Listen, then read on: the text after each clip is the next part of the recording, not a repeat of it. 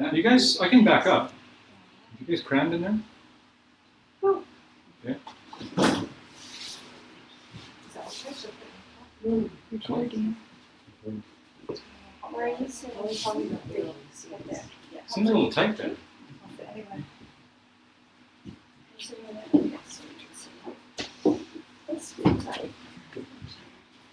Yeah, spread out. Get all the room you need. Sorry, That's right, Sarah.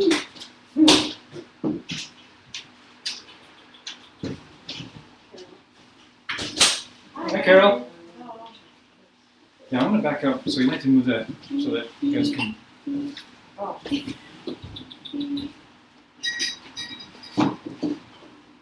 don't know if this is going to help any room.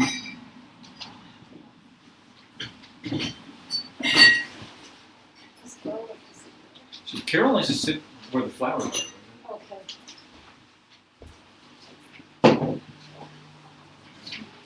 So we can actually move the flowers.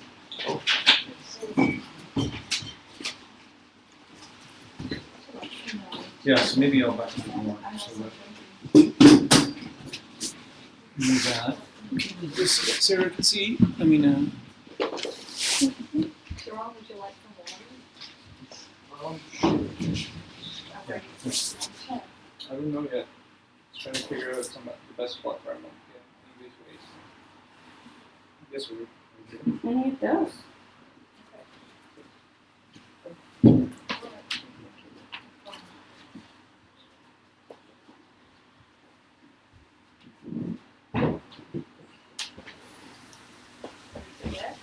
Yeah, okay. You want to sit there? Sure.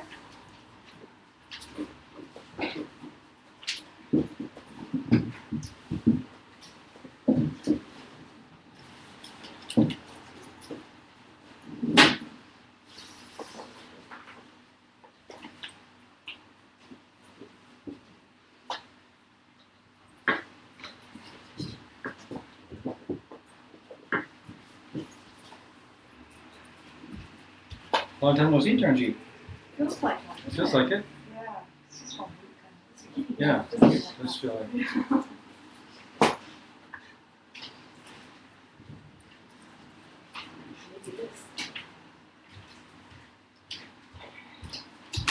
Good evening, Carol.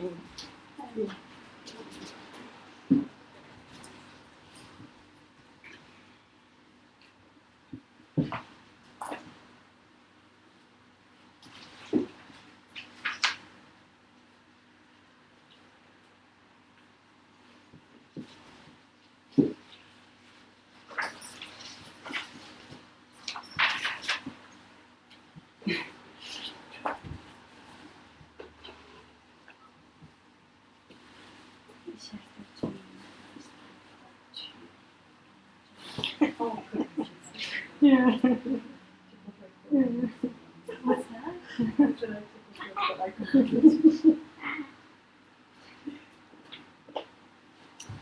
So is everybody, is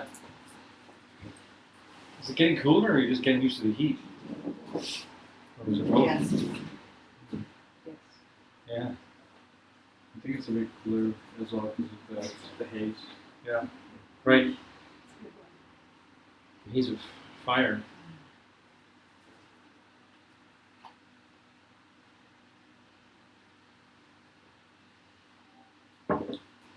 I came very, very close to starting a forest fire once.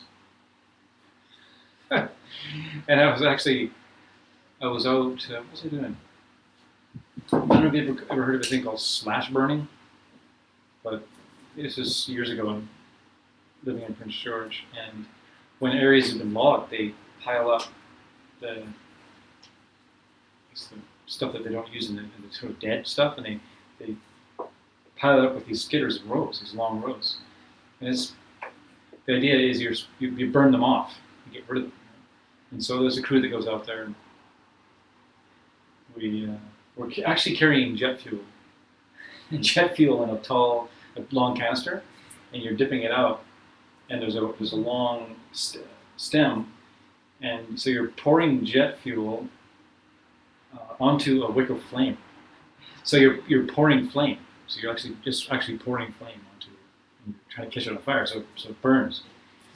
And the wind changed one time when I was close to the actual edge of the forest, and this thing really lit up, and the road that I was in like just went crazy, and it was starting to, you could see it. It was starting to go towards the forest, and I just thought, oh my God, I just started a forest fire. Even though I was supposed to burn that road, like you're supposed to know. I don't know how, but so there was another guy who was way more experienced. He came running over. Hi, man. Okay. He came running over, and he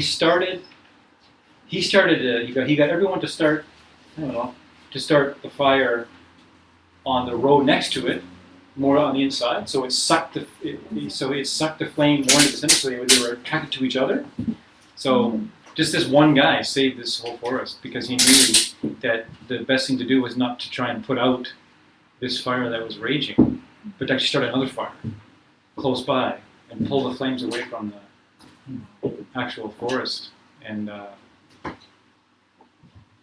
remember feeling great relief that he was there. It started. Oh. Yeah. It's been recording all our phoneme as well.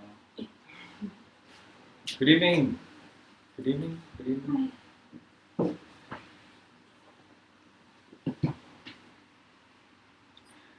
Manuel, your extra painting supplies really helped me on a job recently. Yeah, I didn't realize I'd have to do a bunch of painting. So you had some cool stuff like that. Round sander with the pole, and I used the pole and stuff like that. It was really great. I'm going to sing it in voice. So, thank you. Yeah. Yeah. So let's welcome. Let's begin. Actually, can you start the fire still?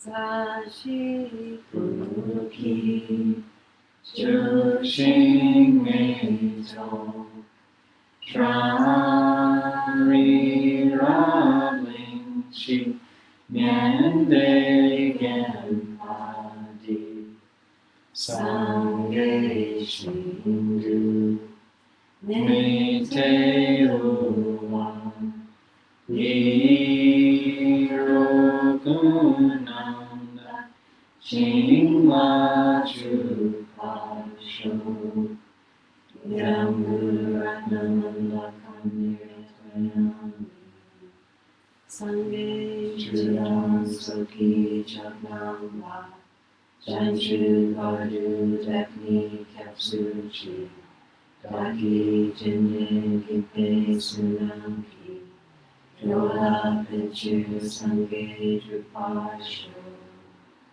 Sange Chudan Soki Choknamba Janchu Bardu Dekni Kapsuchi Daki Jinyin Kipe Sunanki Yola Pichu Sange Drupasho Sange Chudan Soki Choknamba Janchu Bardu Dakni Kapsuchi Daki Jinyen Kipe Sunamki Rola Penchir Sange Drupasho. Do a little meditation.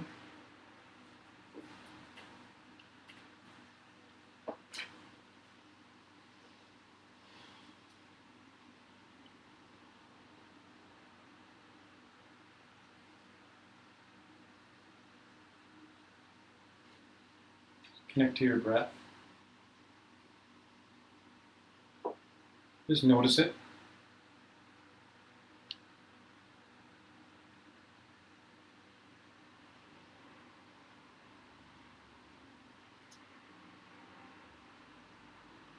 Like you're just now taking a little more notice of your breath, not changing it, just checking it, see how it feels in your body, what it's doing.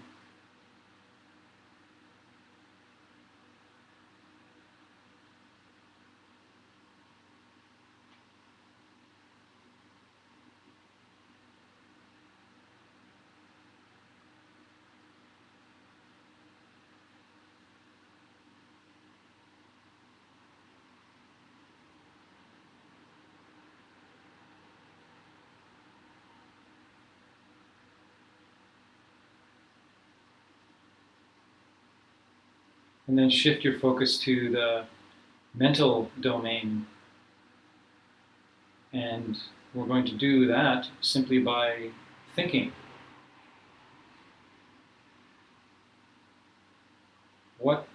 What brought us here tonight? What are our goals?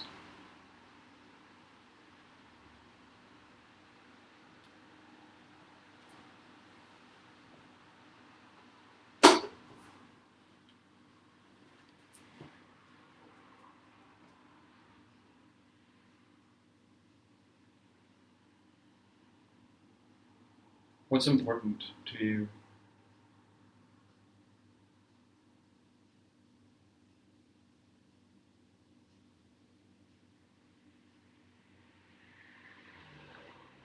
What is the thing that drives you the most?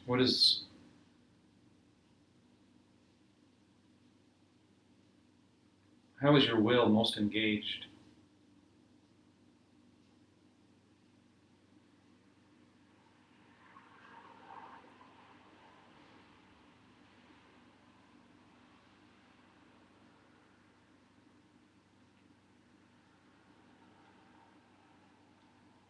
And does that contradict other things that you're doing in your life?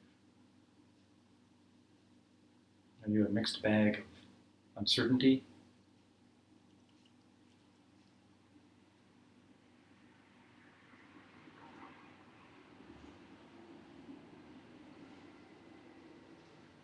Or is that uncertainty simply a mental event?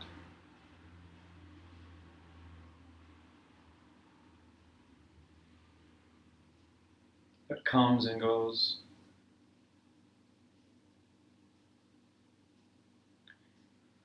Maybe your wish to become a pure being, to see yourself. Maybe your wish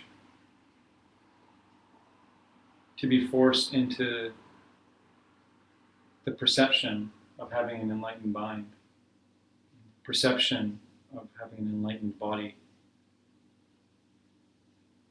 the perception, viewing an enlightened world.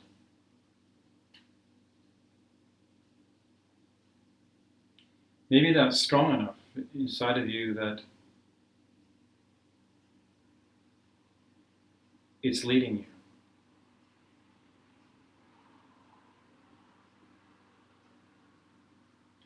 And maybe contradiction is just another thing that you can use. Another thing that appears self-existent.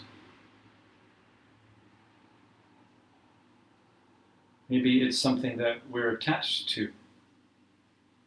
I like feeling insecure. I like feeling a little confused about my path. It makes me feel safe, like I need to learn something before I really do something.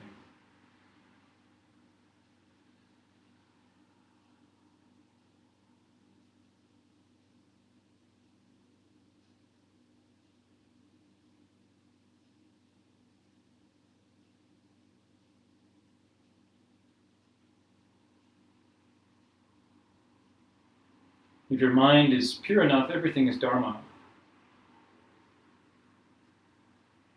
If your mind is unpure enough, nothing is Dharma. If your mind is a mix, some things are Dharma and some things aren't.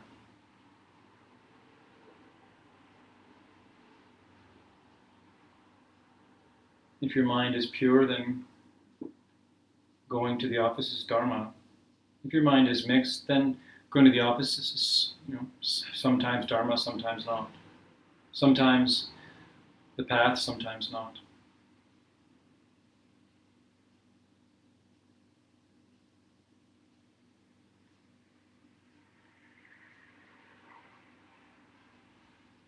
In earlier classes, I don't remember which ACI, but they talk about one of the qualities of a Buddhist book is that it has to serve your goal. And that they're tested and tested and tested, and that they don't they don't use these scriptures unless they've been tested and have been used and produced enlightenment.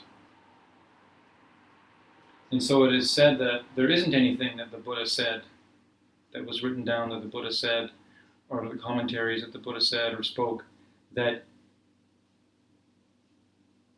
isn't meant to help you reach total enlightenment.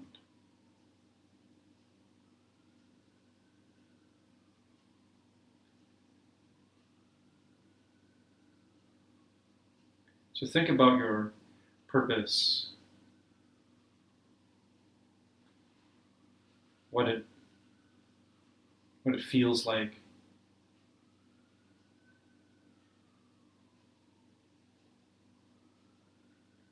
And think that you'd like your Llama to help you. Make it very clear. Ask your Llama to help you even use confusion as a path. Ask your Llama to help you even use doubt as a way to get closer to enlightenment.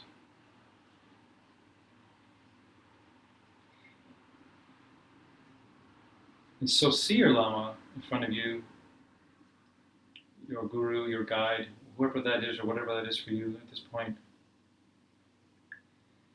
And because we're studying something tricky, but something so revolutionary, can be revolutionary for the way that we process our relationship with the world, Buddhist logic. And because everything the Buddha said was meant to get you to the place that he exists, to see him directly, to see them directly, countless enlightened beings directly, then pray for your Lama to help you understand Buddhist logic.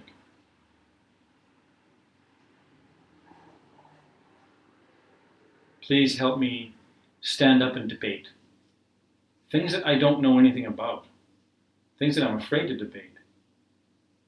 Give me the courage to stand up and be bludgeoned on the debate ground so that I may get closer to the truth, so that we may all be closer to the truth.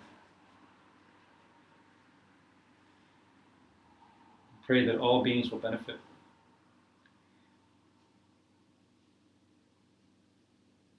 See your Lama, of course, light up. What a great request. What an awesome thing to desire and ask for. And they melt into golden light, into your crown. They appear in your heart. A fiery purpose in your heart.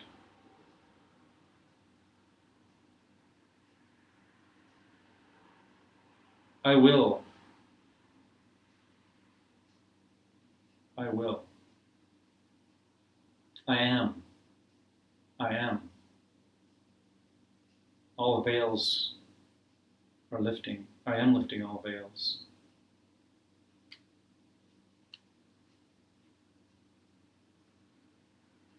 My veils are a path.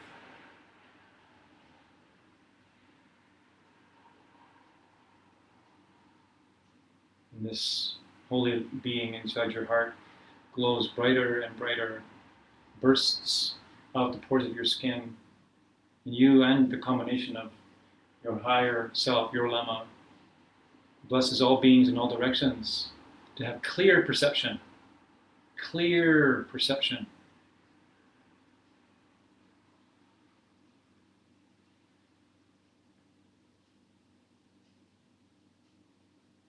Light withdraws back in your heart.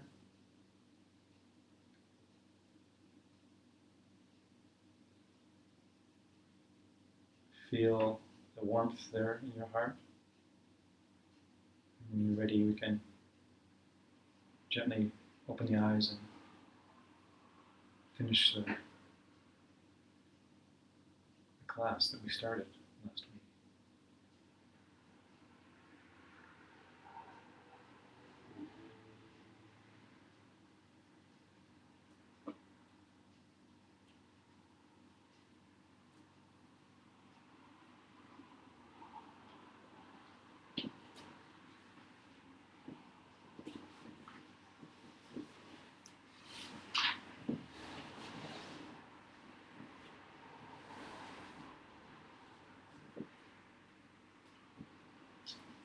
Fan back on?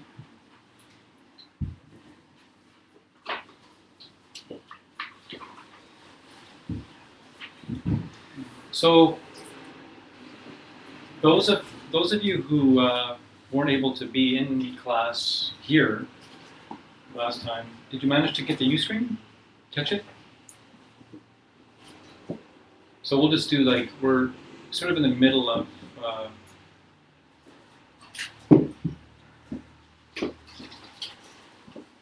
kind of a freaky subject.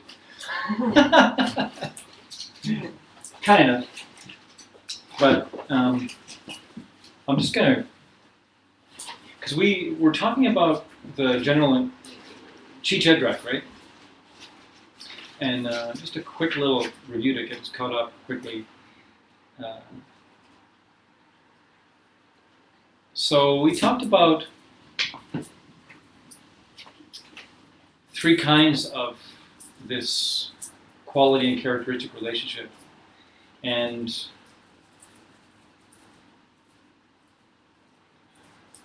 we didn't get to Sokchi, or we did get to Sokchi. We didn't get to Sokchi, that's right, which was the last one.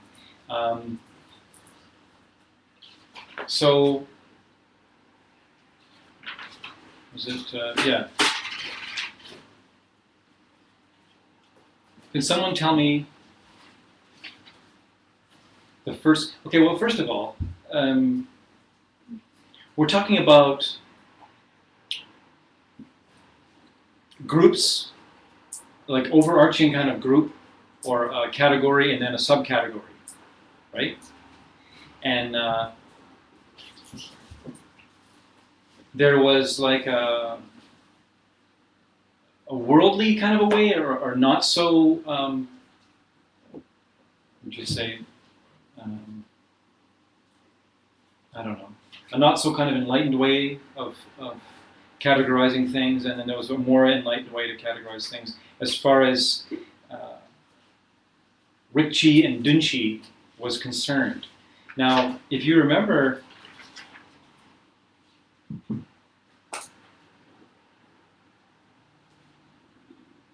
what was, okay, we wanted to say Chi Chedrak. Chi Chedrak. What was the Chi? What was the Chi? Car. What's that? Car. We were using car. We were using car, but what does it mean? Quality, right? A quality. This is tricky because we're talking about, I think it's tricky anyways for, I think, Western minds, because we're talking about quality and characteristic, and it's hard to think of car as a quality. It's hard to think of objects as a quality, right? And so the Chi was like the quality, or general category, right? And there was two kind of different ways of thinking about it. And the Jedrak, what was that? Right, a characteristic of, or a member of that category. Saying the same thing, but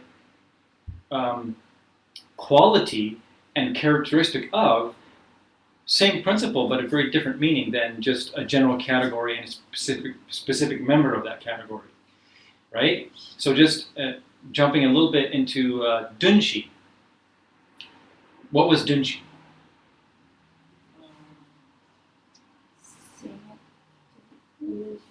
Well, there was a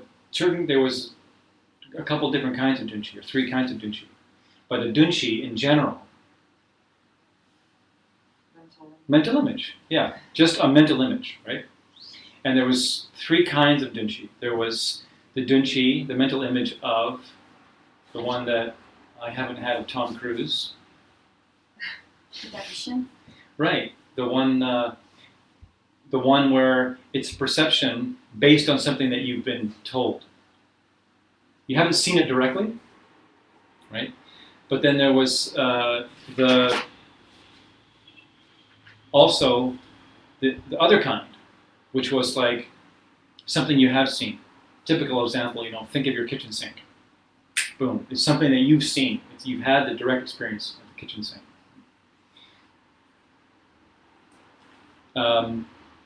And then there was a third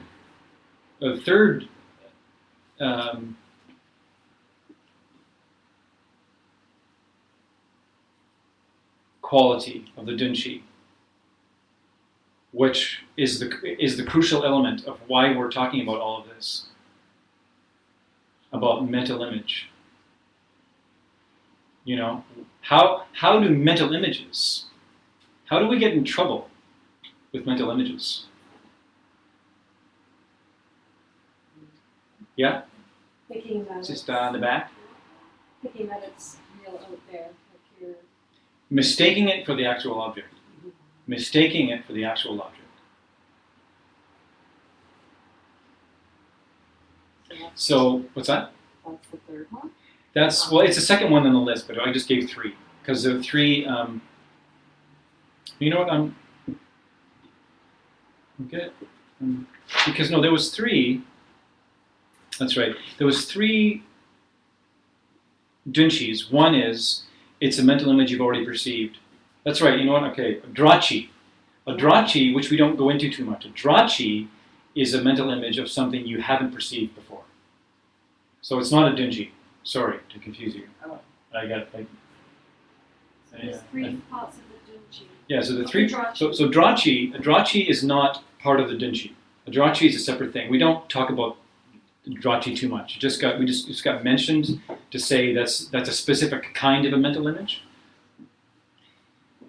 But the Dunchi kind of mental image that we're talking about has three qualities. One, it's something that you've seen directly.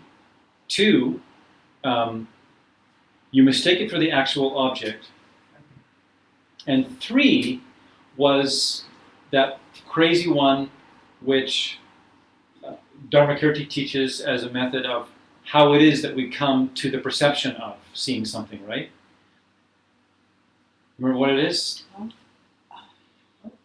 Remember what it is? It's this crazy idea of whenever time we see something, we're doing something with our mind in order to actually come to the conclusion that, let's say, this is an apple.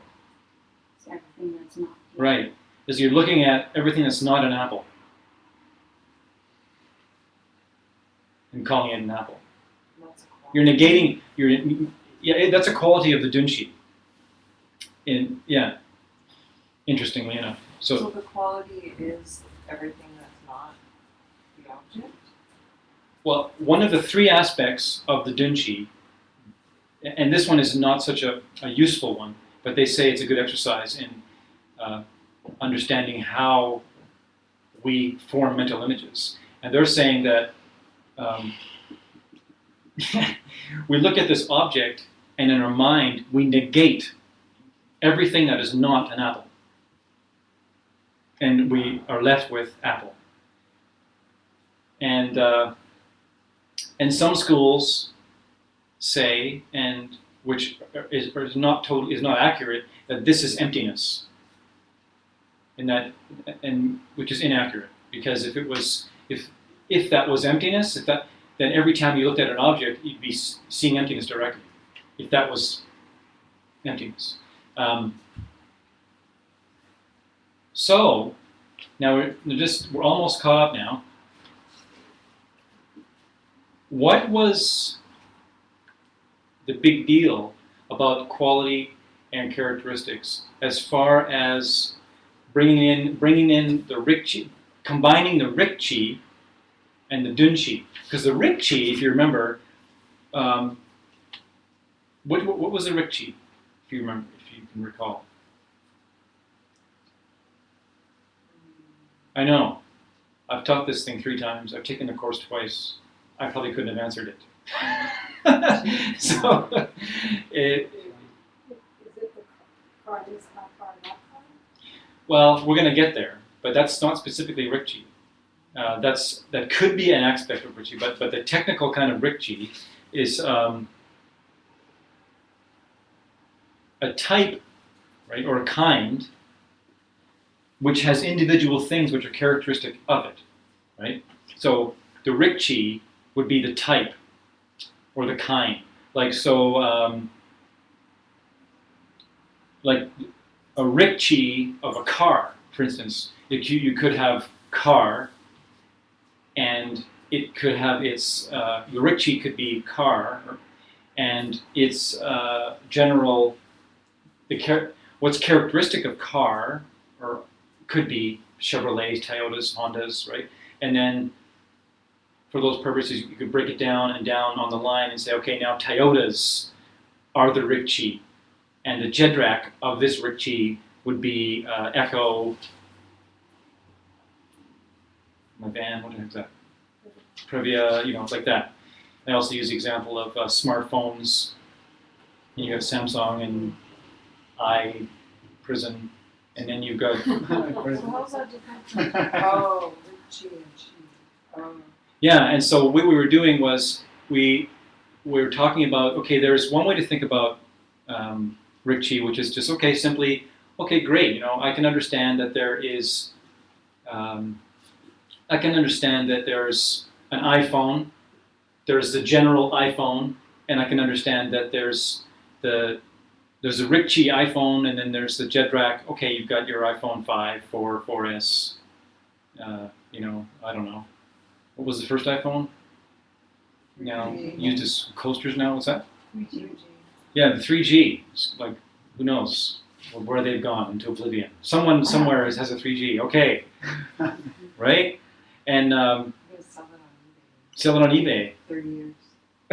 30 years. Sarah's got big plans. For millions. Yeah, why not? But then maybe millions will buy you a cup of coffee. Yeah. Who knows? Who knows? It'll entirely depend on what happens next.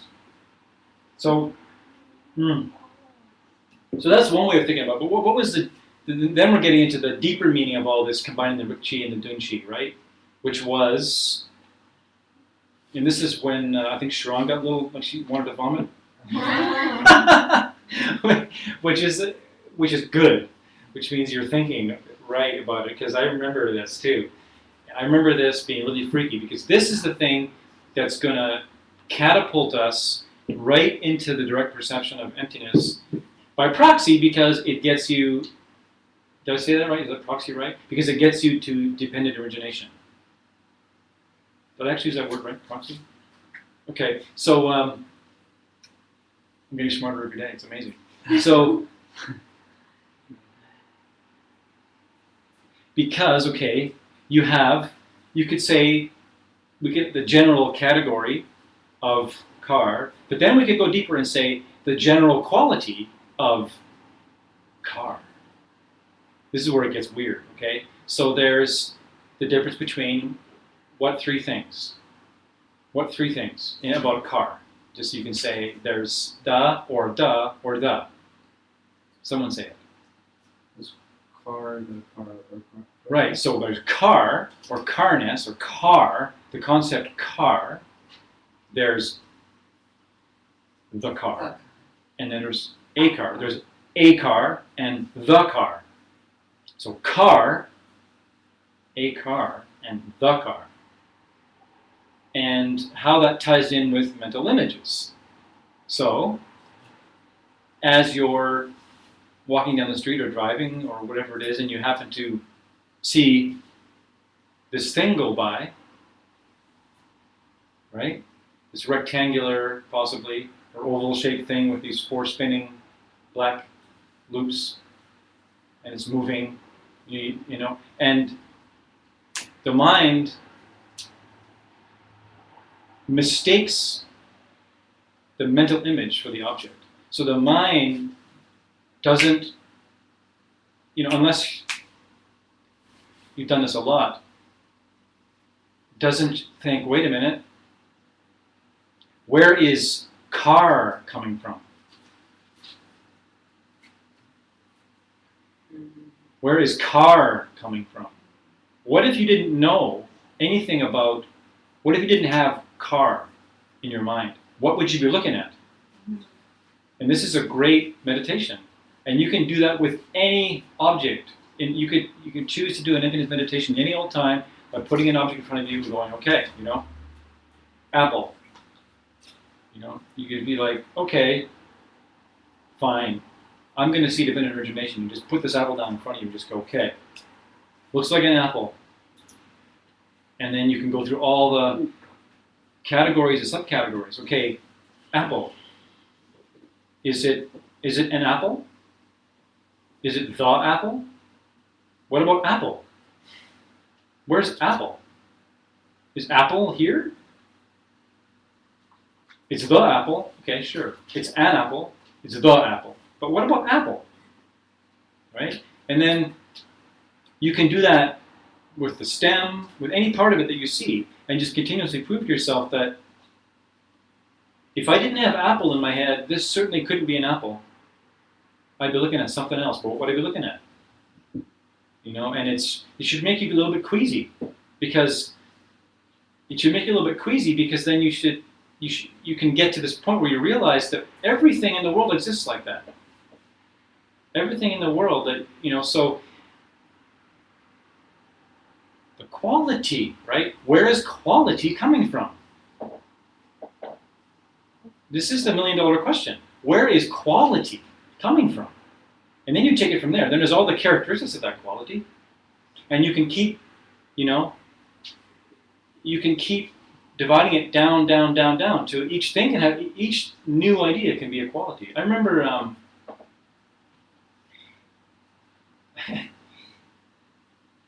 I was first learning these kinds of ideas, and I was working in concrete, and I remember we were doing little walls around this house, and it was a very brand new house with it was in Point Grey, very rich area, and there was this room at the very tip of the house, and the house kind of was in a big triangle kind of a shape, and everything just kind of came down to a triangular shape, but kind of rounded at the far end, and it was all windows. And I just looked in there, and I thought, wow, what a great yoga studio that would be, right? And because I was so, at that time especially, I was like yoga crazy. I was doing a lot of yoga, and and the moving guys they were moving stuff in while we were working, and they were rolling out these long mats, right, that were protecting the floors from the dirty shoes. And I said, wow, look at those amazing. Those would be yoga mats for giants. And you could be like a really, really big triangle on those yoga mats, right? And then I was just having fun. It was amusing to me. But then I thought, wait a second, right? Probably that's going to be, it's going to be some kind of living room, social space. There's probably going to be big leather couches, maybe even a big screen TV. Who knows what's going to be in there? Those are mats for movers. But I really did see yoga studio, and I really did see like all these amazing mats. So where, and that's a quality. That was a quality. My mind was giving quality, and it was really cool because I thought, what if I had never done yoga before? What if I never meditated before? What would I have seen? I would have seen something else. I would have, who knows? I maybe would have been, would have saw. Great place to play pool. Who knows what I would have saw. But it was very strong.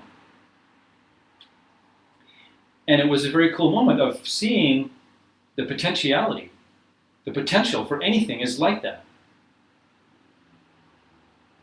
So as you look around in your world, you think, where is that quality coming from? The quality of whatever it is the label is, right? Flower. Fan.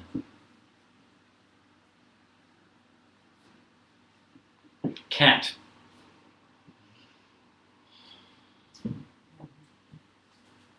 So So we didn't quite get to all the, because the last thing was the Dzogchi, and we stopped there before we can roll on. And this one is, the Dzogchi is just basically a physical collection of parts. And this one isn't so much the chi that's going to be going to take you to dependent origination. Okay. The chi chedrak that's going to take you to the dependent origination was what we've been talking about just now and in last class. But a physical collection of parts, right? What is it? What is it that allows a human to look at a collection of parts like that object and call it a fan? All these moving parts and shapes and things that are moving on it, right? And it's just a collection of parts. There's wires and plastic and buttons, and in every single part has its part. Every single part has parts, and all those parts have parts. But this Dzogchi is not really going there. That's just saying, okay, it's a physical collection of parts. It's not going as far as, okay, it's your karma, right? It's our karma forcing us to actually throw those parts all together and impute the quality fan. Because Sok means a gathering of stuff or a gathering of people. And so Chi means like that general object, or general sense of having a quality. So that's what this one means. So not that useful for getting to dependent origination.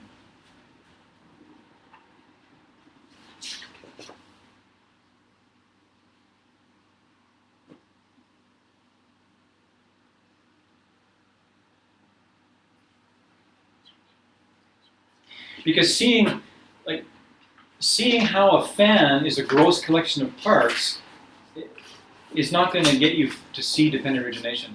But understanding how you perceive, understanding how it is that your karma is forcing you to conceive of fan, that will get you somewhere. Okay, now we're going to get right into new territory.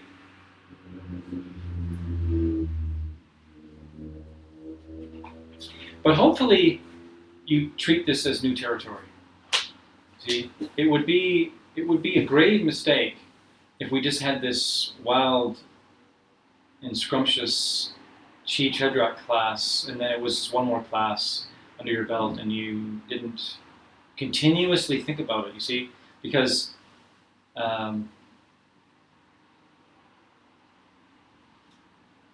if you grind your mind, right,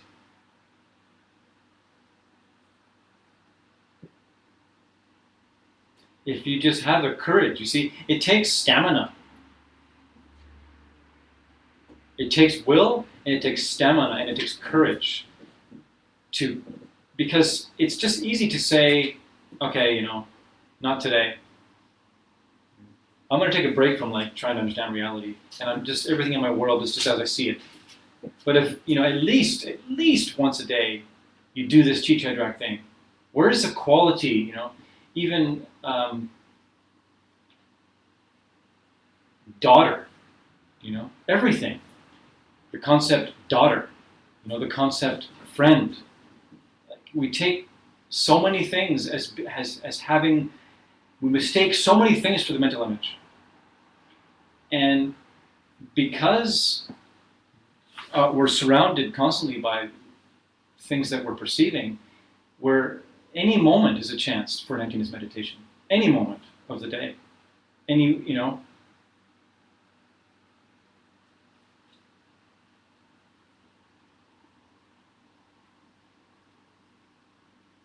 And so that was a little bit why I wanted to, I guess that was why it happened anyways, the meditation talking about, so you're having an emotional response to something. Or say you're having some some doubt, like some doubts about your path or doubts about what you should do. And you see, everything exists just in the way I was describing, we were just talking about, because you'll notice there's a feeling, there's a physical feeling that's associated with all these responses. And, where is the quality doubt coming from? You see? Where is the quality, oh, I'm sad, coming from? And what are its characteristics? Okay, there's sadness, and then some of its maybe some of its characteristics could be reacting to the sadness. Low energy, I'm judging myself for being sad. I shouldn't be sad. I'm a failure because I'm sad. People know I'm sad. I don't want people to know I'm sad. But what if sad wasn't there? What's the feeling then? Because you're having a feeling. You're having a feeling. Oh, that's sadness. And then in comes the train. And all these things that we do constantly, that we construct our reality around. Because we just so hardwired into judging ourselves and others. And in order for the reality that we're apparently perceiving to fit into some idea that we want to have. So we're constantly restraining ourselves. And so if we are constantly changing, and then, we meet someone, and they appear to have certain qualities. They appear to have certain qualities. And then we're like, oh, groovy. I want these kinds of qualities in my life. Mistake, mental image, mistake, uh-oh. It's not that person. Where is these qualities coming from? Right? Divine. You're so divine. You're so beautiful. Right? Or you're so irritating.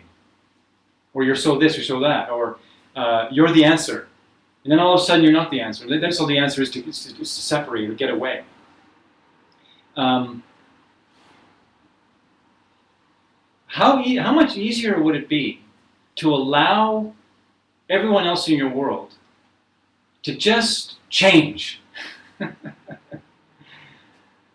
just be what they are in the next second.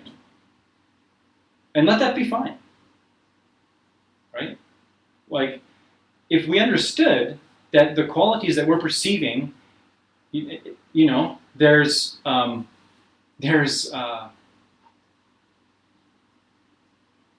irresponsible person. There's irresponsible person, there's the irresponsible person, and there's a irresponsible person. Where is irresponsible person? What if,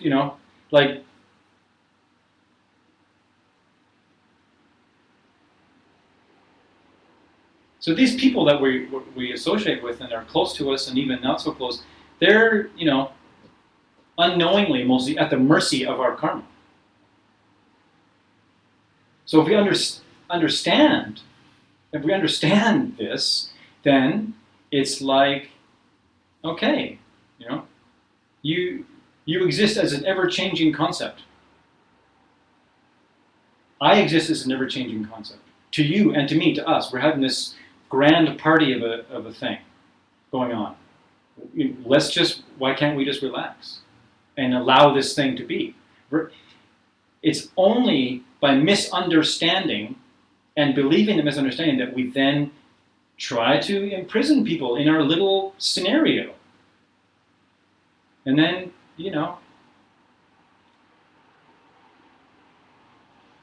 the ties that bind begin to form. And then when you get to this, you can just drop it, the whole thing. You can drop the whole thing. You got no ties. But you have an ultimate tie, which is your love. Right? Because if you can get this idea, and then your bind with these beings is your ultimate love for these beings, these beautiful beings that don't want to suffer and want to be happy and are just, by some freaky miracle in your life, displaying being a mirror for all your weird stuff, and it's beautiful. It's perfection. It's such a beautiful way to become enlightened, and it's just happening all the time. So if you get to see that, if you constantly right? Car, a car, the car, and you'll start to, the foundations will begin to shake that are holding up samsara. You see. Samsara is like on a foundation built of ignorance. It cannot stand if that ignorance is not there. That's all it is. So every time apple, the apple, an apple, friend, enemy, like every time you're taking a chisel to the foundation of suffering, because it cannot stand if wisdom is there. And this is wisdom. So how do we decide whether something is a chedrak or not? Whether something is a subcategory or a subset of a larger set or not. So there's 3 tests. So we're gonna use water picture because it's a classical scriptural example. Why don't I use, sure. We can pretend that we're in India and we have a water picture. This is a water picture. A hot day in Vancouver. Here's the water pitcher. We're going to use a water pitcher. We use a cup of water and working things. Now, a couple classes ago, we talked about working things. Consider working things. Working things, there's no synonym for working things, because the working things are only things that we do at work. Working things you do from 9 to 5. Takmadru, so you don't go to work. So you do go to work, so just because you go to work doesn't mean that working things aren't something you do at work. Sure. So you can't tell me a synonym for a working thing. You can't? You can. Joe! Anything that functions. Functioning thing, changing thing, working thing, produced thing, right? You get the gist, right? So whenever you hear changing thing, it also means working thing, functioning thing. Anything that does anything automatically is changing, is automatically doing something. So it's a subtle idea or an unsubtle idea, depending on who's looking. Because the fact that this cup of water came into existence means it was doing something. And it will go out of existence. So it's always doing something. It's very busy.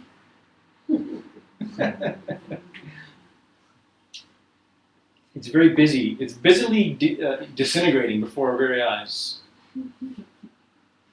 because it just can't be here in like 10,000 years, I guess.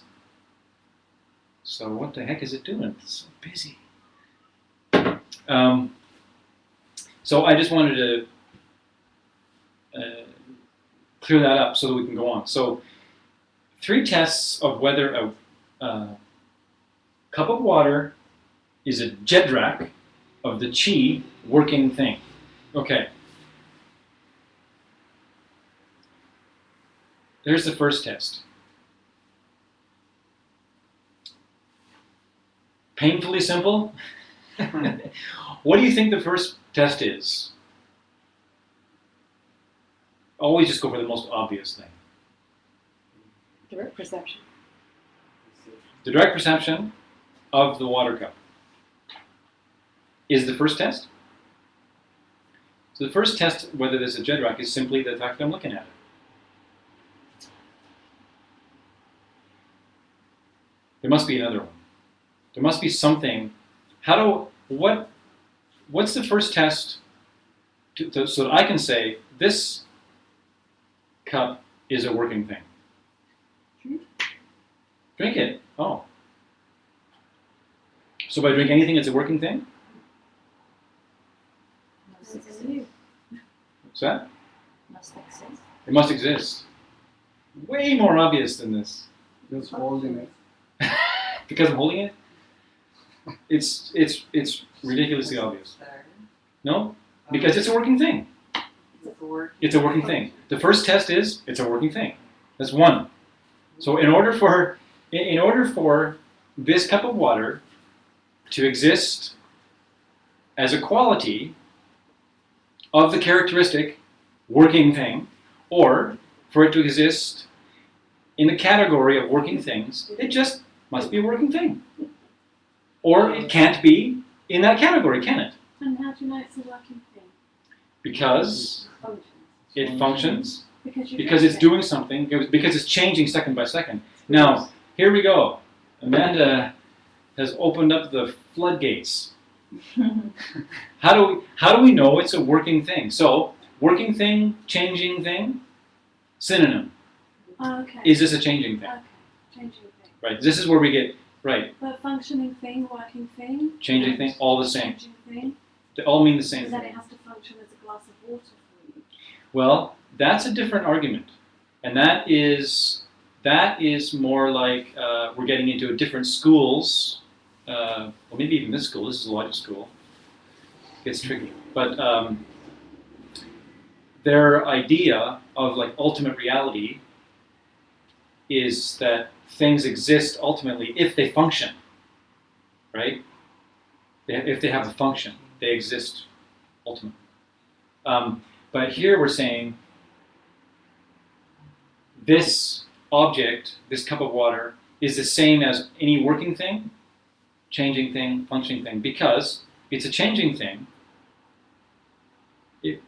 Because what if it wasn't a changing thing?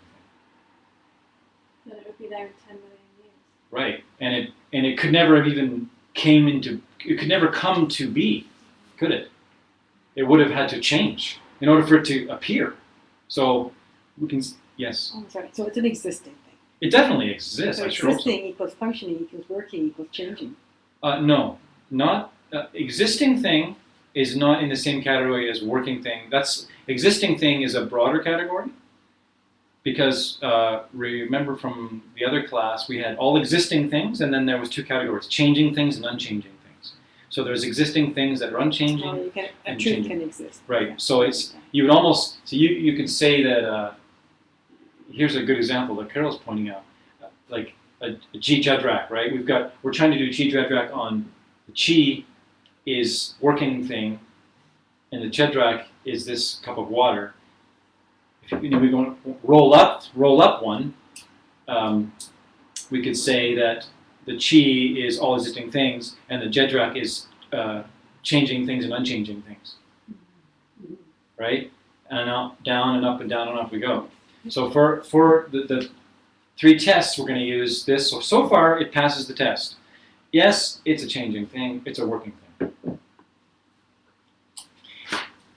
Second test. To be one is to automatically be the other. So this all ties into debate later. This all ties into like really crafty ways to corner yourself into an argument and feel really stupid. And then get out of it by being brilliant, by using these ideas. To be one, so to be this cup is automatically to be a working thing. So it's another way of saying the same thing in a way. So if you're a cup of water, you're a changing thing. You're a working thing. You're a functioning thing. If you're a cup of water. And it has to be a one-way relationship. It can't be a two-way relationship. In other words, let's use a different example. To be a stapler is to be an office supply. But to be an office supply is not necessarily to be a stapler. So in order to fill this thing, it's only a one-way relationship, because it's like to be a cup is automatically to be a working thing, but to be a working thing isn't automatically to be a cup of water. So that's the first two. The third test is there must exist multiple examples, right? There must exist multiple other things which are both A, not this thing, not the water pitcher, and are still characteristic of the quality working things. So in other words, there's got to be something else in the world that is a changing thing, that's not this cup, in order for that relationship to even work. Because what if there wasn't anything else? Then there couldn't be a grand category and a subset. There'd just be one. It'd just be like, this is all changing things. There's only one thing that's changing, it's this cup of water. And so we couldn't have that type of relationship. And hopefully by the end of ACI 13 you'll understand why we just went through that. I'm just wondering why we went through that. Right. It'll make sense. It'll make sense because what's going to happen, hopefully will happen for everyone, is as you start debating, you're going to learn that what you need to do very quickly, not very quickly, what you need to do is find out ways to walk backwards and forwards and get to common ground and go forward and find out where, because we've already noticed in a couple debates that we're having that it can be so elusive and vague. And you try to get to someone to agree on one thing. And like if someone comes up to you and says, I have a sore knee. I have a sore knee because I banged it against a wall. I banged it against a corner of a table as I was walking. My knee is sore. How are you going to prove to them that banging their knee into the table is not why their knee is sore? Right? You can't, if they don't believe in karma and emptiness, you're certainly not even allowed to argue, well, the reason why your knee is sore is because you harmed someone else in the past. But if you get really good at debating, you can keep trying to find common ground, and then you can work backwards until finally you agree with, okay, I agree that, you get them to agree, or I agree with, like comes from like. Negative comes from negative, positive comes from positive. You just, you scroll around in there for a while and try to go, yeah, I guess you can't really get an apple seed. You can't get an apple tree from an orange seed. And you try and prove that, and then you work your way all the way back until finally they go, oh yeah, I couldn't have hurt my knee if it wasn't for harming somebody else. I would have maybe banged that and it would have been a pleasurable sensation, or I wouldn't have noticed or something, right? And so going over these kinds of things gets your mind ready to do those things, and it'll become clearer later.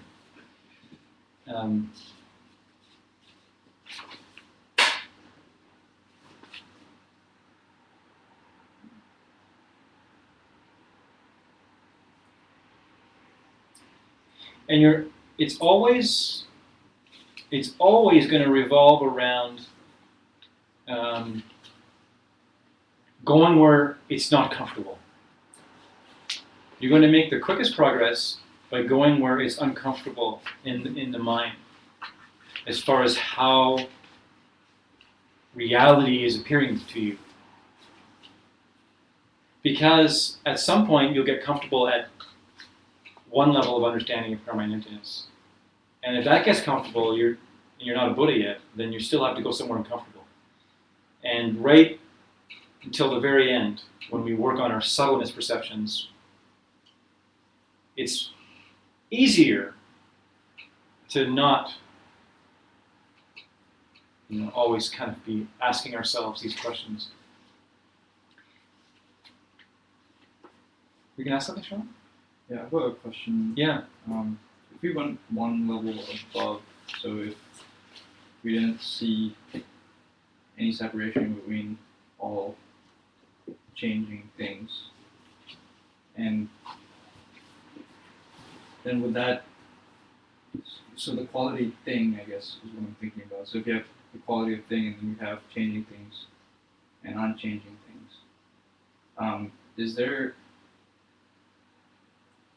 like, can we go higher than that, or is things like, is all things like the highest category? Oh, I see. There's like all existing things, the broadest, kind of biggest overarching category that we could possibly have. Yes. Because then at that level, I'm thinking then you could have all things and then no things. And so I guess I'm just wondering at that point, then what is the definition of a thing? And What is the definition of a thing? Well, we had what's the definition of an existing thing, which was anything that you could perceive with a valid perception, right? And so, thing, right? Like it's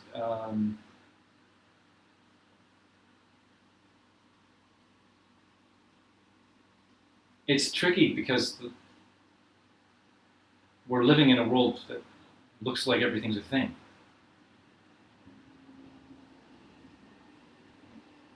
And it's a mental image of thing.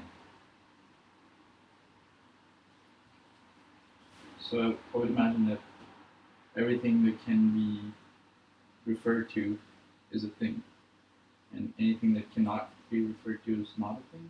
Well, you could say existing thing and non-existing thing. Because thing, I mean, as soon as you say thing could be very open.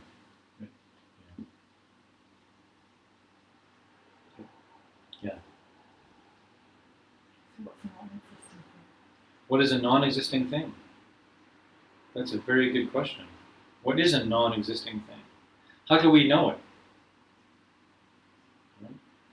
Santa Claus? It's in a way you need to know about it for it not to exist, right? What's that? We have to create in order to make it happen. In order to negate it, you have to know. In order to negate it, you have to have the idea of it first. So you have to create the idea. Sure. Right. So does the idea. Let's just say for a minute. I'm sorry, any 4-year-olds that are watching this. Let's just say for a minute that Santa Claus does not exist. Does the idea of Santa Claus exist? Yeah, it's an existing thing. But at a certain point, sadly, we come to the conclusion that there is no Santa Claus. So there's no Santa Claus. Sorry, Sarah. I'm sorry. Okay, Sarah. There is a Santa Claus, and he puts all his toys in a great big industrial garbage bag. I was tracking him on Google last Then he must exist, Christmas. right? The idea of Santa Claus certainly exists. I mean, bang, he's right there, isn't he? Right? But does Santa Claus exist?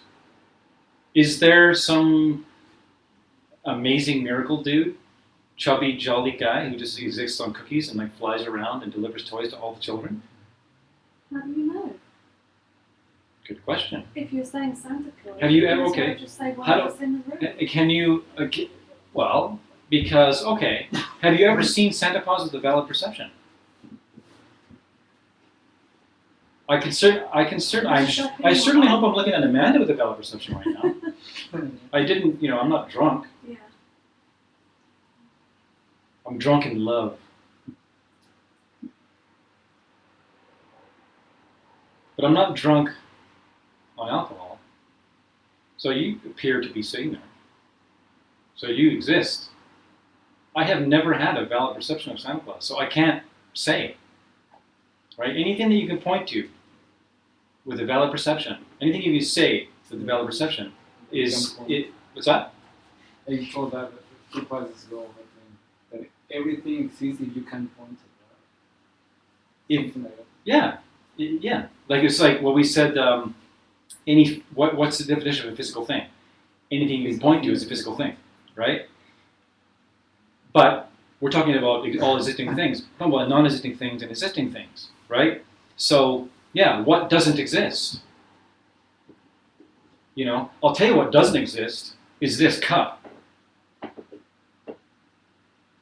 Gotcha.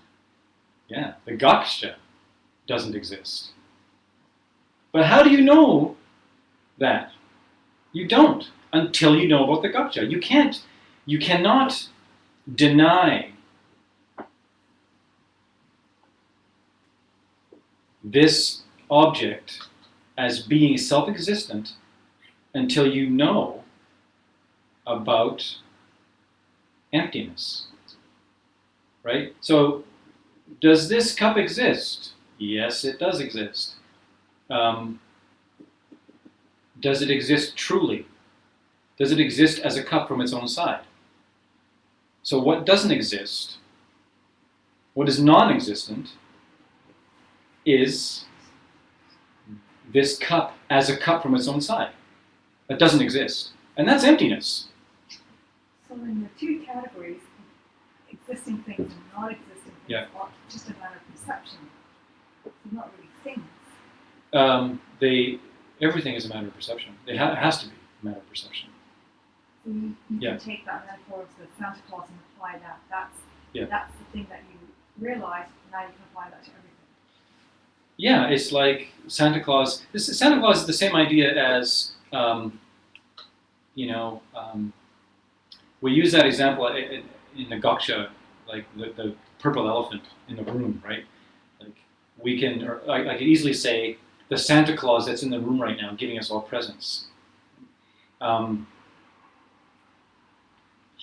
He doesn't exist, but we can imagine that he exists.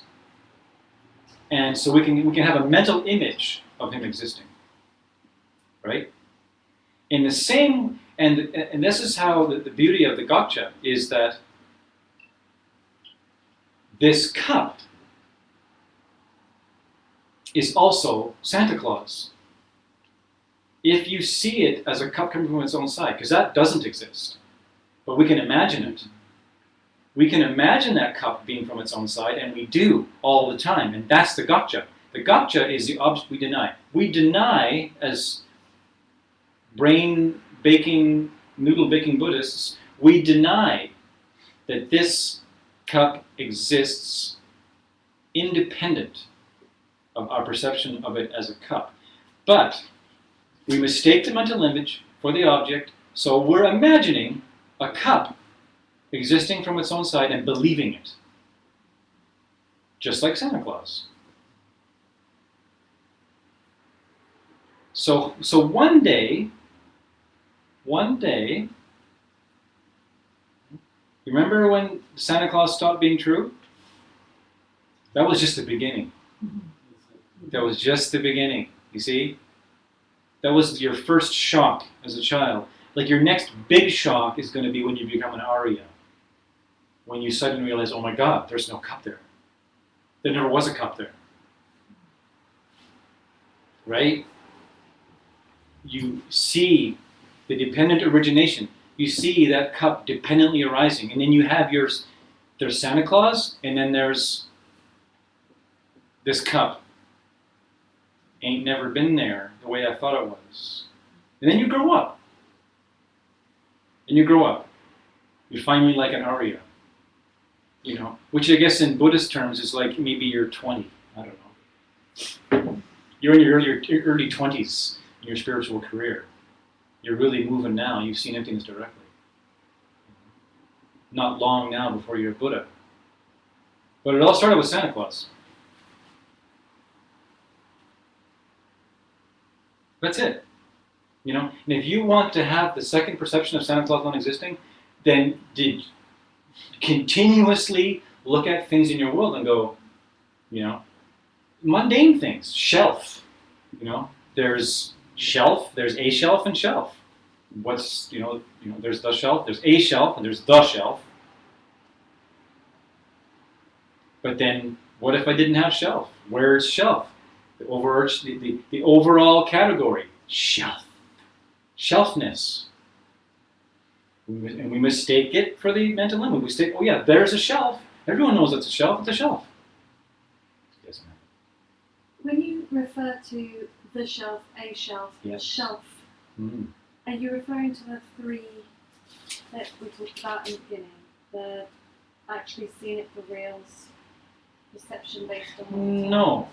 So No. Well, I'm not. I'm talking about. Well, you tell me. What do you think? This is a very, very deep concept. There's shelf, in quotation marks, the label. shelfness, and then there's a shelf and the shelf. There's shelf, a shelf, and the shelf. Three different ways of seeing a shelf. Crucial to enlightenment. All falling within like Ricci, Junshi, all falling within like how we are mistake objects for mental image. Okay, got to roll. We'll be like part 3 of class 3. Okay, we're gonna. What are we doing now?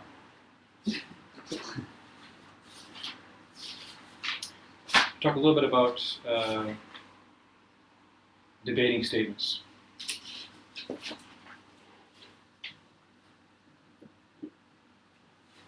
Oh yeah, right. This is an example. Okay, consider, is sound a changing thing? Sound is a changing. So this, just so fun fact, fun Buddhist fact, is the most famous debate that was ever presented in all of time, apparently. Consider sound is a changing thing because it is made. And this was a Buddhist debate who were arguing against non-Buddhists who their idea was that the sound Om was the unchanging eternal nature of the universe. It was the sound Om. All creation comes from Om. And then the Buddhists were doing like, it's a sound? Come on. Is it changing or not? Is sound a changing thing or not a changing thing? And then it's like, well, if you agree it's a changing thing, well, so it's a made thing. It's being made. So if it's made, if something's been made, then it had, anything that's been made will perish. It had to have been born. So how can sound be eternal? How can there be an eternal sound if it's a changing thing? So they use that debate as a 3-part statement to prove, but in order to even buy that proof, you'd have to agree that sound is a changing thing, or sound is made. Sound is being made, right? But what's very cool about that statement is, who cares? Do you think that the Buddhists were like all interested in arguing about sound? Right?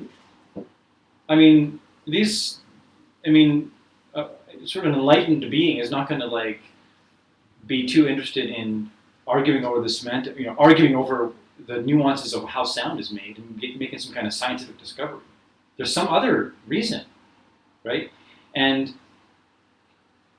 because it's a metaphor, for our lives, right? If we hold on to a belief that there's this eternal Om that is an unchanging, then what else, right? Then we're still going to hold on to like, I'm never going to die. I'm permanent. So really it's a metaphor for all of our lives. Everything is changing, coming and going, being born and dying, so fast. And so when you hear sound is a changing thing because it is made, it's just pointing at the impermanence of life. It's not some kind of little fun point that, that they want some debate and that they're all proud. It's more like we're making a point. There isn't anything that is made that is permanent. It goes out of existence. Right? In other words, anything we get in samsara, we will lose. Anything we're counting on for our happiness in samsara, we will lose. That's the point we're trying to make. Not that, guess what, people, sound is changing. Who cares?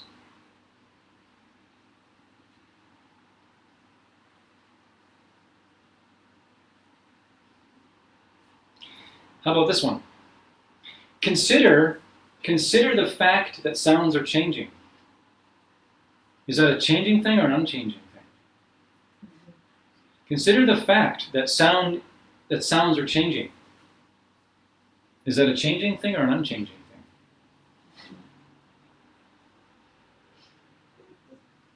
thing? Unchanging. Pardon? It's unchanging. It's unchanging. You guys are hot. Why? It's a truth. It's a truth. It's Right. a constant. It's Exactly. It's a fact. It's a fact.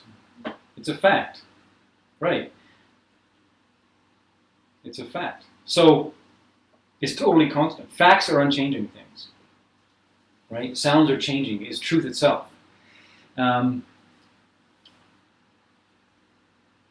So then we use these kinds of ideas comparatively in debate. Right? Like the set, okay, the grand set, the grand chi, the grand set of all things about which you can say sound is changing is exactly equal to the set about which you can say they exist.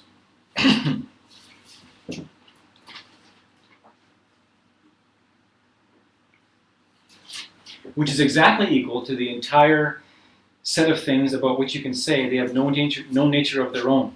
They are empty. Now, all I'm pointing out here is they're in the same set as in they never change. So, finally, we have this other category now. Unchanging things. So, when you're debating, we'll talk lots about this later, it's an equal category. So any truth is an equal category to an unchanging truth.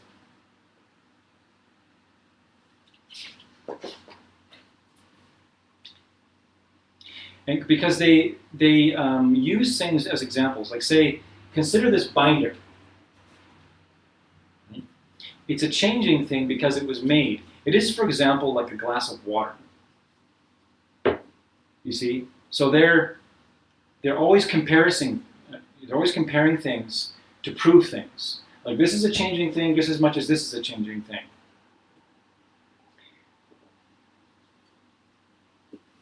And you'll notice that we're always trying to shoot down our assumptions about things being unchanging, about things being permanent, about being able to rely on things in samsara.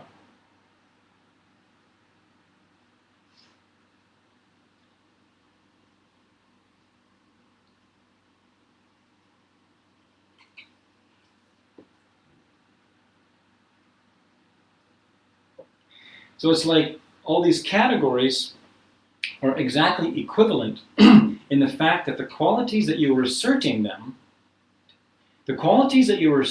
to have are unchangingly true. So they're in the same set of being unchangingly true. And you have to get used to that. You know, it's like, I can prove something by saying, Mariska is sitting here because sound is a changing thing.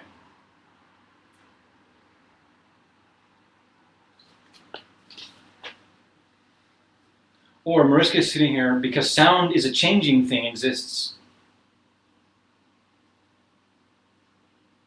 Because they're both generally true.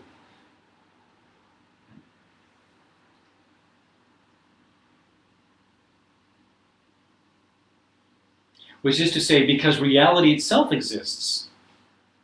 Which is to say, because I'm sitting here.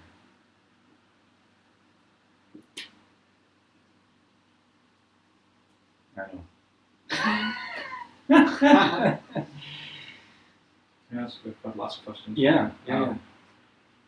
What about conventional truths? Are those unchanging things or changing things? Well, oh, sure. Like, give me an example. Just that's a cup. Well, What's that?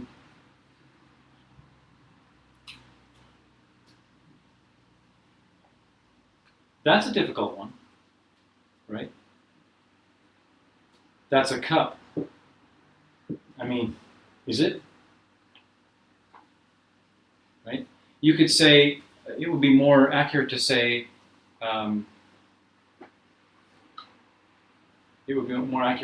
that object exists as my perception of a cup. Then you'd be flirting with a general truth, because then you could easily make us an example. It is, you know, this cup exists for me as a projection of a cup forced by my karma. It is, for example, just like a gigantic wall that appears to a flea that is forced, like, you know, it is like that. Then you're pointing out a general truth that is unchanging, right? Yeah. I'm just wondering about then what is a fact? What is a fact? Good question. What is a fact? Because I have been struggling with that. Oh, great. Forever, Awesome. that it's unchanging. A fact is And unchanging. I'm always thinking like, okay, the fact, what's the fact? The fact is like the world is round, but you know, it used to be flat, and then that Uh-huh. was the fact. Like, Right. is that a fact? Right. Or This is is that this just is like what the cup? Schwann was just pointing out. Yeah. Really, because this cup is only a cup for as long as we see it as a cup, and the world is flat only for as long as, right? So you can't say that a fact like that is unchanging. I mean, it would be, because in order for something to be unchanging, it has to never ever change, right? So you can't say that, the fact that the world is round, you know, came into being around, you know, I don't know, 1400, and but before that, the world was flat, and that was an unchanging truth, right? And then suddenly it changed, and then the world was round. So you know, what would be, and then you always have to go deeper. What would be the unchanging fact in regards to those kinds of things, right? What is unchanging about fact? You see, there's only one unchanging thing about fact.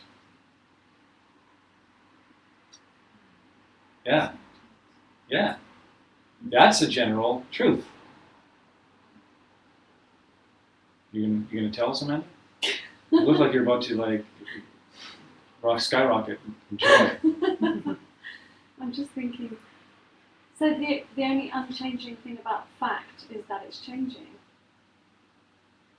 Is that it is the only that fact is a projection. And therefore That it's is changing. unchanging. What's that? And therefore it's changing.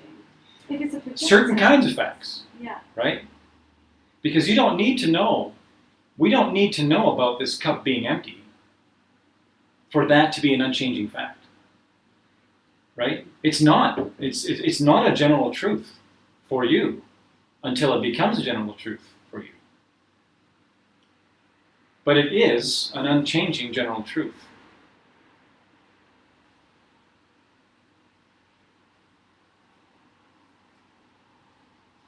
So there's levels of facts, right? Yeah. Is that better? After years, probably? All you had to do is ask one. It is tricky. Yeah, it's tricky. And it will slip away. It will slip out of your hands like water. And then you'll have it and then you'll be back and then you'll be gone. Yes, Carol? Could just say truth to the best of our understanding and perception. Current understanding and our perception. You could say that. Yeah, sure, why not? Do you mean relative truth when you say that? Well, it's dependent. It's dependent on our perception. Right. What isn't? Yeah. What isn't dependent on our perception? And our cognition. Sure. We need cognition, don't we? Mm-hmm. In order to perceive. I guess. Why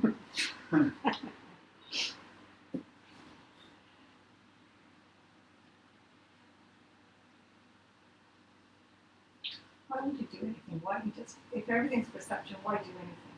Just watch. Why go on? Why go out and do anything?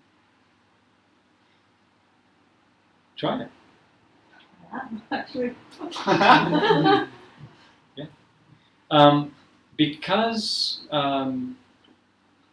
Because you can't stop the karma. Because we cannot hide. There ain't nowhere to hide from karma. There ain't nowhere to hide.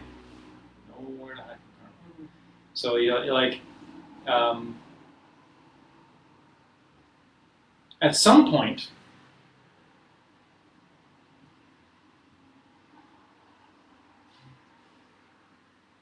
you will sit down and it will function for you perfectly. You'll be like, I'm so done with samsara. And you'll just sit down and you won't be samsara anymore. But until then, you'll sit down and go like, I am so done with samsara. Everything, is perception anyways. I guess I'm just going to sit down here and see what happens. And karma will rear its head, and then you'll have people that need you. You'll have a tummy that's grumbling. You'll have bills to pay because we have the karma to live in that kind of world. And as long as we can't let go of that kind of world, that's a karma. It's a karma to not be able to do it. So it's good, it's good to sit there and go, man, I'm just going to sit here. There's no point, really, is there? Right? And,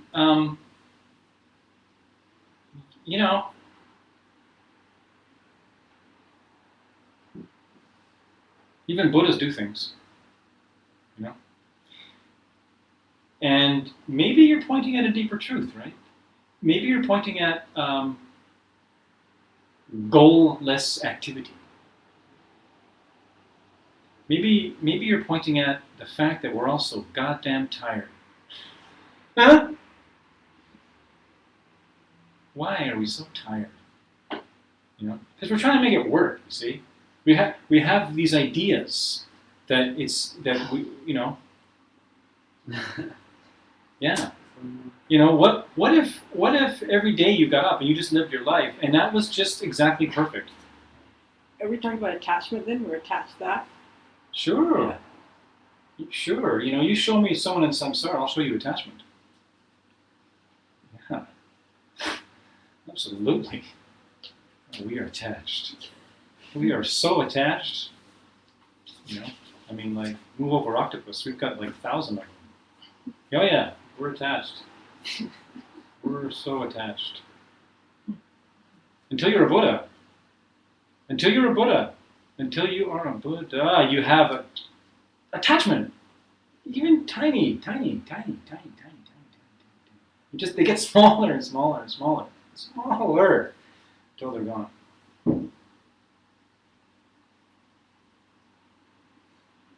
Ah! So, right?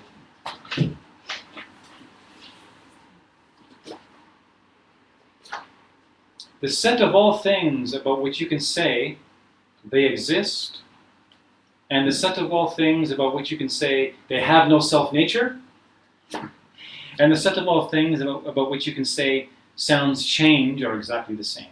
So we've been... Right? So what are we doing? We're trying to get to the truth. We're trying to get to the underlying truth that, that we can begin to relate to,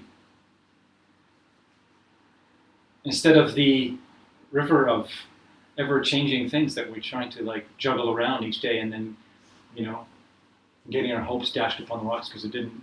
Getting our hopes dashed upon the rocks because something that could never last anyways ended. Yeah. All right, we're going to be very fast now because we want to do some debating, right? Okay. I'm going to really rip through this next piece. Then we're going to do some debating. I'm